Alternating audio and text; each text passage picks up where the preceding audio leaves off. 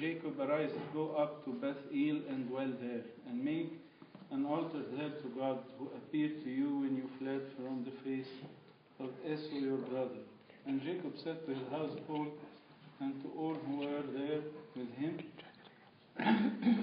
put away the foreign gods that are among you, purify yourselves, and share your garments. Then let us arise and go up to Bethel. I will come and I will make an altar there to God, who answered me in the day of my distress, and has been with me in the way which I have gone. So they gave Jacob all the foreign gods which were in their hands, and the earrings which were in their ears. And Jacob hid them under the terebinth tree which was in Shechem. And they journeyed, and the terror of God was upon the cities that were all around them, and they did not pursue the sons of Jacob. So Jacob came to Luz, that is Bethel, which is in the land of Canaan, he and all the people who were with him. And he built an altar there and called the place El Bethel, because there God appeared to him when he fled from the face of his brother. And glory be to God from now and forever. Amen. The main point which we want to concentrate on during this retreat, and I wrote you a small word in the small book that it will be given to you, that the meaning of blessing is not to have so much things. It's a very strange thing, or a very bad thing, to relate a blessing with something we have. If I have many things, I feel I am blessed. And if I don't have many things, I feel why God is not blessing me. Maybe God is not pleased with me. In the Old Testament, because the people, their thinking were in the land, they thought that when God is blessing them is to have more cattle, to have more children, to have wealth. This is the blessing for them. This is the blessing for them. Something they can feel, something materialistic. But in the New Testament, we find that when St. Peter and St. John were entering the temple, and they find a crippled man or a paralytic man, what did Peter say to him? What did he say to him?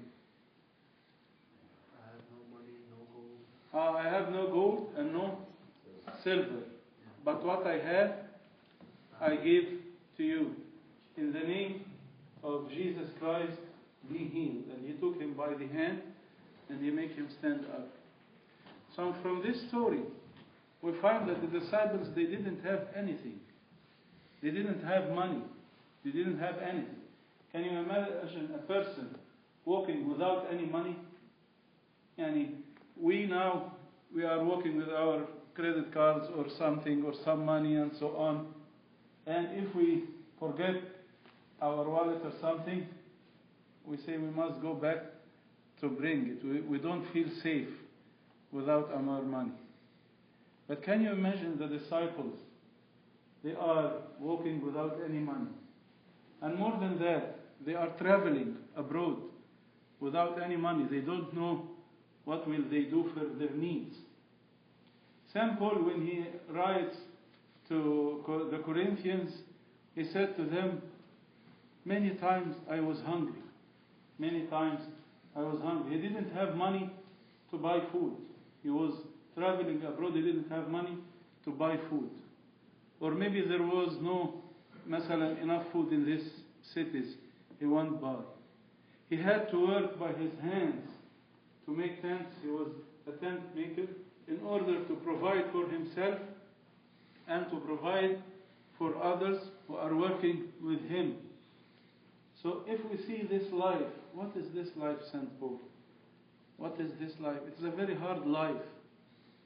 You are not blessed? You say, for sure I am blessed. I am blessed because I feel I have God with me. So this is the message today. This is the message today. As you can see, God said to Jacob, go to Beth El. Arise, go up to Beth El and dwell there and make an altar there to God, who appeared to you when you fled from the face of your brother Esau. He told him, go back to the place where you met me there. I want to be not only a friend, but to be like one family. That we go together and come together. Build an altar there. Build an altar. What is an altar? It's a place of the presence of God. This is the altar. This is the altar. What is our altar today? What is our altar today? Everywhere. Everywhere. Everyone? Huh? Our heart? Huh? Huh? As you said, it is ourselves. It is our hearts. St. Paul says, don't you know that your bodies are an altar for God? So now the presence of God is always in us. Now God is always in us. When Jesus said to his disciples, I will go to heaven, I will leave you and go to heaven, what feeling did they have? What feeling did they have? Scared. Scared, and what also? Sad. Sad. They were very sad. And he said, I will not leave you alone. I will not leave you orphans. I will send the Holy Spirit to dwell inside each one of you. So this is the real blessing of the New Testament, is to have the Holy Spirit inside each one of us. It is not only meeting God like Jacob when he was giving a sacrifice or building the altar, no. But it is what? A continuous presence. As you see in the life of Jacob was not easy. The life of Jacob was not easy. And the life of every one of us is not easy. But there is a great difference. If you go through your hardships and your hard times, if you go alone, and if Jesus is going with you through these hardships. Yes, so in the same chapter, or maybe chapter 36, what happened? What happened? The beloved wife of Jacob died. Rachel, his beloved wife, died when she was giving birth to her younger son Benjamin. She died. After that, his beloved son Joseph, by the envy of his brothers, he was taken and he was sent to Egypt. And he spent in Egypt many, many years. It was very, very hard times for Jacob. But what do you think? What do you think? You want, through your hard times, to go alone? Or to have God with you? Or to feel there is someone strong is going with you? Or to feel that He is defending you? When Jethro was coming to meet Jacob, whom did he meet at midnight? It is said he met a person at midnight and they were wrestling against each other. And Jacob said, I will not leave you until you bless me. God. I will not leave you until you bless me. The very nice thing about Jacob is what? He could wrestle. He could fight. But he fights with who? God. He fights with God to be with him. He didn't fight with his son Jethro. If you can fight, why don't fight your brother? Why don't defend yourself? No, it is not my duty to fight for myself. God will fight for me. This is one of the great things in the Bible, that God is fighting for His people. You don't have to fight for yourself, because God is fighting for you. You know, there is a story in the Old Testament. Do you know King David, or you don't know him? You know David the king? Huh? Yes. Who was the king before David? Saul. Saul before the king was the king before David. And what was he doing? He was going after David to do what? Kill him. To kill him. So, once David was in a cave and he had all his people with him, and as he was inside the cave, who entered the cave? Who entered the cave? Saul. Saul entered the cave. And all the people with David said to him, kill him. He's trying to kill you. He tried to kill you many times. It is now your turn. Kill him and take the kingdom. And what did David said? I cannot do this for the Messiah of God. I cannot put a hand on him. God will sure deal with him, but I will not kill him. And he cut piece of the cloak of Saul, and he said to him, why are you trying to kill me? I could kill you today, but I didn't want to do this. God will be a judge between you and me. So, this is the way, this is the thinking. With my power, I could win, but I will lose myself. But when God is fighting for me, I will gain God. I will gain God in my life. I will feel He will not leave me alone. Okay? So Jacob, he could wrestle. He wrestled and he fight the whole night. And he said to him, I will not leave you unless you bless me. So, these stories, it is not just fancy stories we hear and we go our ways and we go doing the things the way we do. No. It is a lesson for us to learn how to deal in our schools, how to deal in our college, how to deal in our life.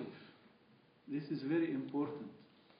It's very important to put God between you and the problem. This is what late Pope Shenouda said. He said, the difference between an ordinary person, what is the difference between an ordinary person and a saint when they both face troubles? He said, the ordinary person, when he faces trouble, he tries to solve the problem by himself. But the saint do what? The saint put God between himself and between the problem. After that, the problem is solved, and who is left for him is God. God is left for him. I tell you a story about the late Pope Kyrillos the Sixth. You heard about him? سمعت عن Papa Kyrillos السادس? Yes. You heard about? So, he had many problems in the church, and the president at that time, Abdel Nasser, he was a very, very strong president, and he didn't negotiate or talk or something. He was just killing people, exiling persons, put them in jails, so on. So there were many problems between Christians and the government and so on, closing churches, persecuting people, not trying to put Christians in their true ranks in jobs and so on. And many people asked Pope Kyrillos to meet Abdel Nasser. At that time, Pope Kyrillos couldn't know what to do. So he went to the monastery of Saint Mina. The monastery of Saint Mina at that time was very, very simple. He was just raising it from the dust. He was just building the monastery. So there was only a small church named for Saint Mary and a chapel which is just one room named for Saint Samuel the Confessor. And Pope Kyrillos went there to celebrate. It was the feast and he went to the monastery to celebrate the feast. There were small amounts of visitors. He said to them all, go away, go pray in your churches. Now it is a feast. We will pray together, me and the monks. And as they begin the Mass, he asked his disciple to shut off the light. It was the Mass of the Feast of the Resurrection. So they said to him, Sayyidina, okay, let it be after the procession of the resurrection and so on. He said, okay. And after that he said, okay, close the lights. And they closed all the lights. They put off all the lights, and he began to pray, and he began to weep. And it was a very strange Mass. He prayed in the small chapel with only the monks, and it was a very, very holy Mass. After they finished the Mass, Pope Cyril said to his disciple, he is Abouna Makary now in the monastery of St. Mina, he said to him, don't you give food for your visitors? He said, what visitors, Sayyidina? You asked all the people to go away. And he said to him, my son, the church was full of visitors. They asked me to put off the light and so on. So he understood that the Pope prayed with what? With the hermits, with the suwah. You know suwah? تسمعوا عن السواح ولا لا؟ ها؟ الhermits, do you hear about them? Yeah. Hermits are ordinary people, but they live in solitary, complete solitary. And they are very, very modest and humble, and they are very saintly, that they go and pray in the churches that no one can see them, even if they are still in flesh. And after time they die. But not many persons know their places or know their names. So he can see them praying with him in the chapel, and other people, they couldn't see him praying with him. After that, when he went to meet Abdul Nasser, it was a very nice meeting, and all the problems of the church was solved. So this is what Pope Shenouda says, or means, when he says, when you face a problem, put Jesus between yourself and the problem. The problem will be solved, and you will have Jesus in your life. The last point in the life of Jacob. Can you imagine when Jacob heard that Joseph is alive? What will he do?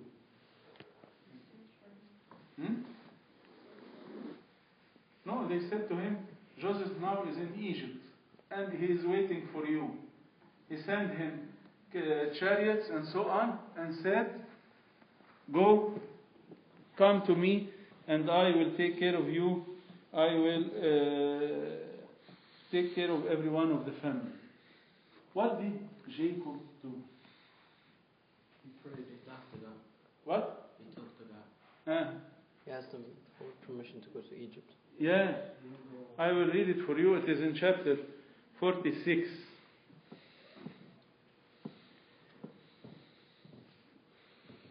So Israel took his journey with all that he had and came to Be'er Saba and offered sacrifices to the God of his father Isaac.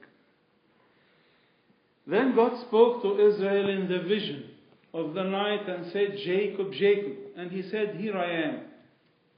So he said, I am God, the God of your father.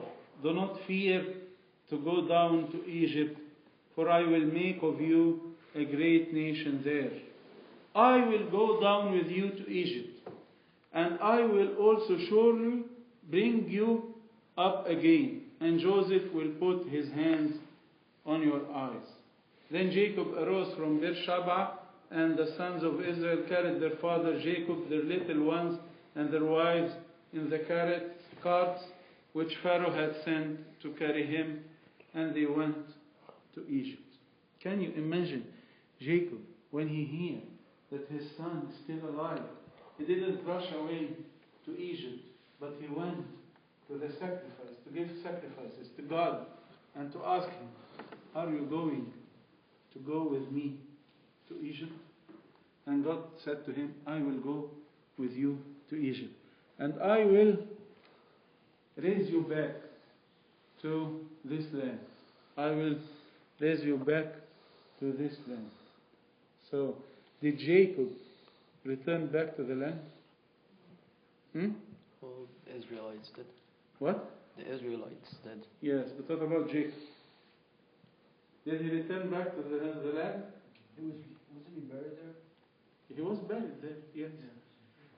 His children took his body back to the land of Canaan. So what does this mean? What does this mean? What does this mean?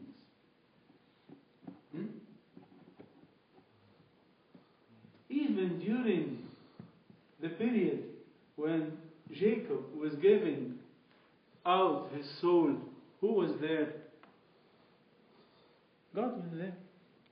And who carried him to be buried in the land of Canaan? God did. For sure his children did so. But God did. God went with him, even through the time of his death. And that's why when someone is dead, what we do to him? Before burying him? We bring him to the church and we pray and we ask God to open the gates of heaven to accept this soul which was brought to him. So from the beginning of our lives, our family took us as small babies and brought us to the church to be what? Baptized. To be baptized. And through the whole of our life, all the circumstances that happens in our life is through the church, to feel that God is taking care of each second and each time of our life. We were born in the church. We are fed on the body and blood of Christ. And even when we die, Jesus is coming to embrace us and to take us to his heaven. We end in the church to feel that from the beginning of our life to the end of our life, God is taking care of us. So this is the true blessing. This is the main idea of these 2 days. This is the thing which we concentrate when we read the life of Jacob. These things are very important to our lives. Okay? So this was a summary about the life of one of the great fathers, who was Jacob, and we saw how much he loved that God be with him throughout his journey in this world, and even through his death, God promised him to return him back to this land, and he was buried in that land. And through all his life, he suffered so much. He suffered so much. He suffered from his brother. He suffered from Laban. He suffered from his children. He suffered from the death of his beloved wife. He suffered from the kidnapping of his only son. But through all these hard times, God was with him. And even him, he became himself a blessing, as his father said. This was in the Old Testament. The blessing of the New Testament is much, much more. The Holy Spirit is dwelling inside each one of us. He don't want to leave us orphans. He don't want to leave us alone. We are not alone in this world. Glory be to God from now and forever and ever. Amen. Any questions? Any questions? Anyone have any questions? Anybody else?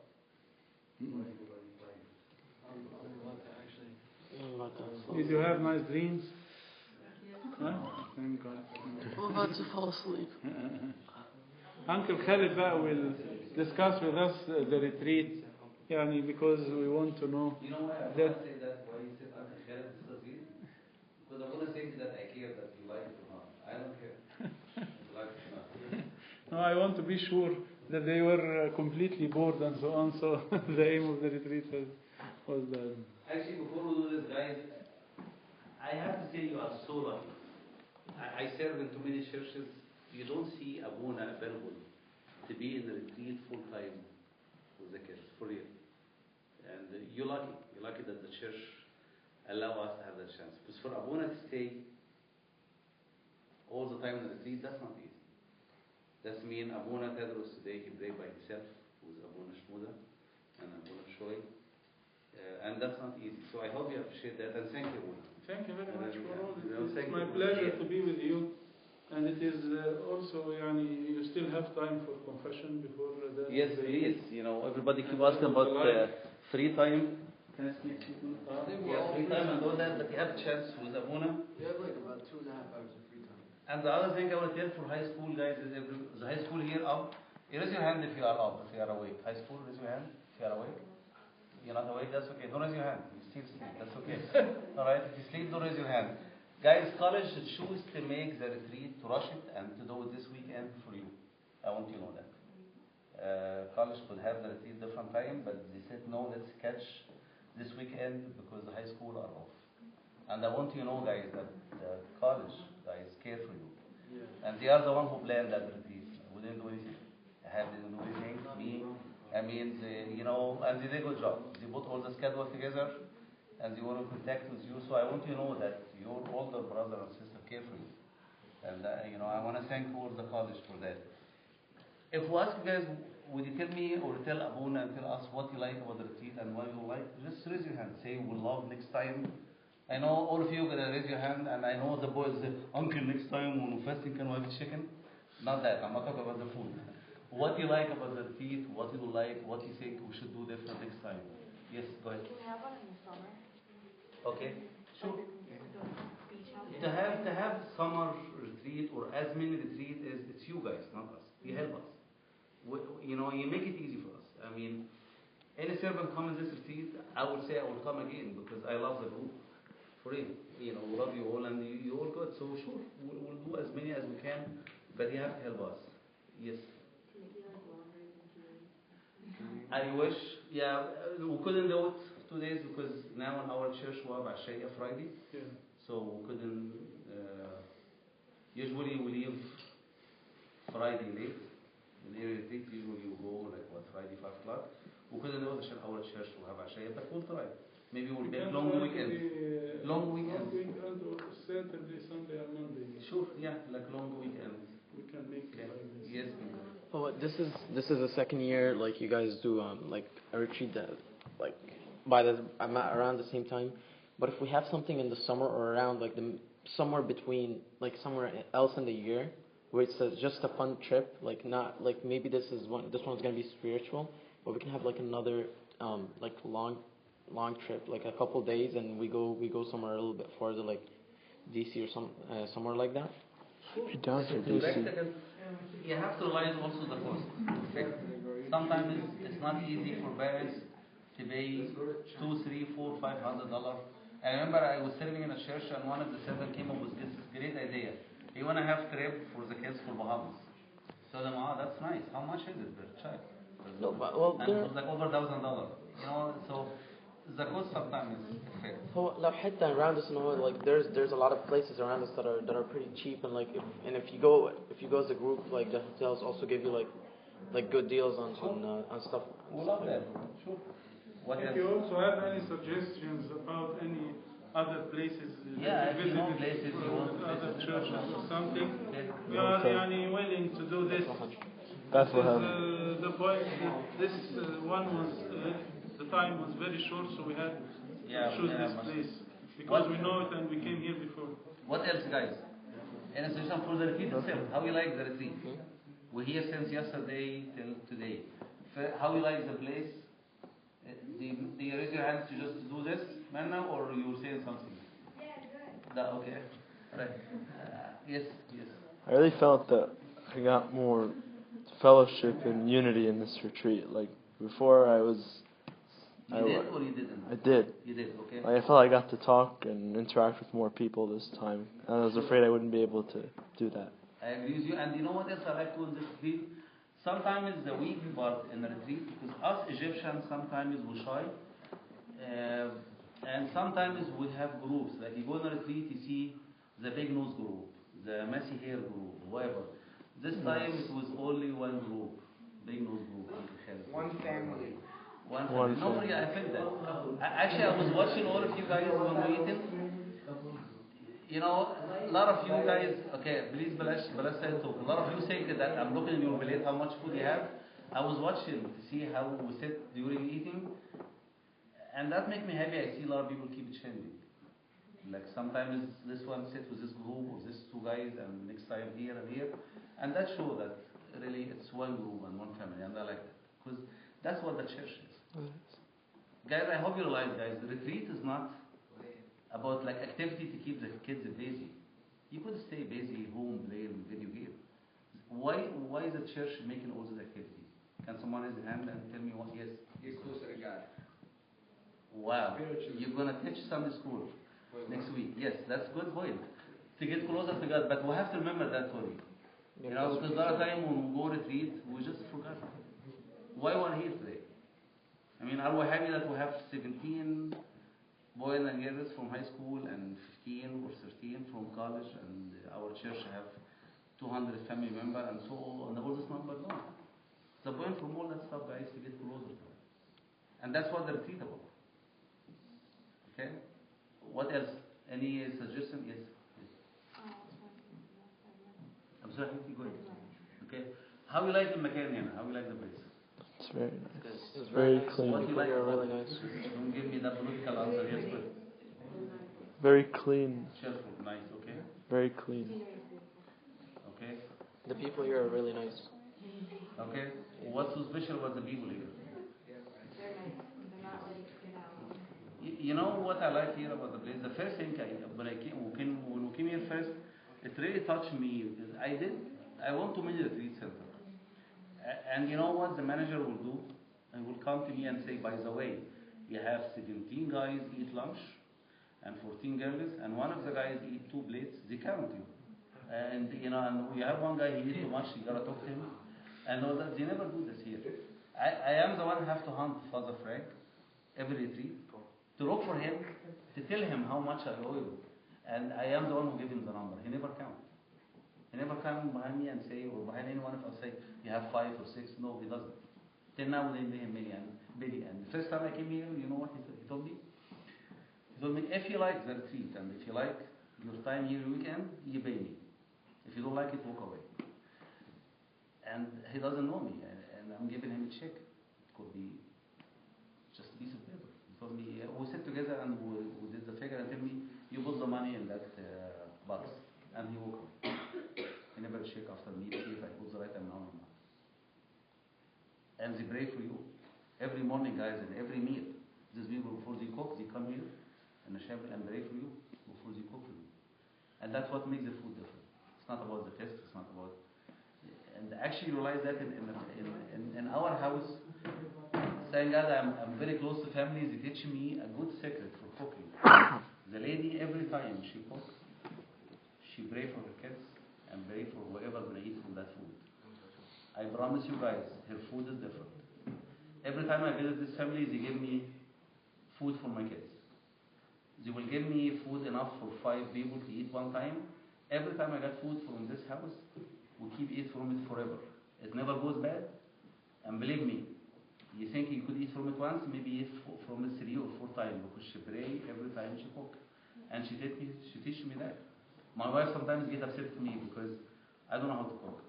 And the way we punish our kids in our house, I cook. When they do something bad, I cook. Guess what? You listen next time.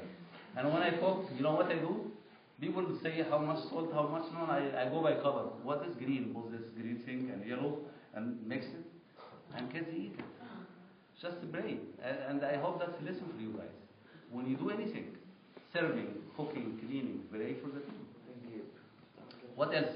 What else? Would you like to come here again? Yes. In the summer, okay? A little bit longer. Any other suggestion, guys? How do you like the topic? What the topic was? God in our lives. The difference between Esau and Jacob. God, yeah, and then God in our God lives. in our life. And God in our life. I mean, like, I hope when you go back, your parents will feel different. I remember I was trying to convince one of the father to send his kid with us to the retreat. And the father told me, what for? I told him what he means. He told me, what for? Why are you going to send my son with you? I told him, it's a retreat. He said, what for? Every time he goes with you, he comes back the same. He's getting worse every day. And I told him, what? We have home. For real. I hope when you go home, mom and dad feel something different. I hope you realize that the bad relationship between the two brothers, Esau and Jacob, that wasn't something pretty. And I hope when you go home, mom and dad that will see in you guys that you really care about the salvation of your brother and sister and mom and dad. No, brother. Sometimes we joke about that, but that's serious. Yeah. So I hope when you go home, you see something different in us. What else? Any other suggestion? Abouna have books for you. And actually, Abouna amazed me when he did that. I thought he's going to give you books.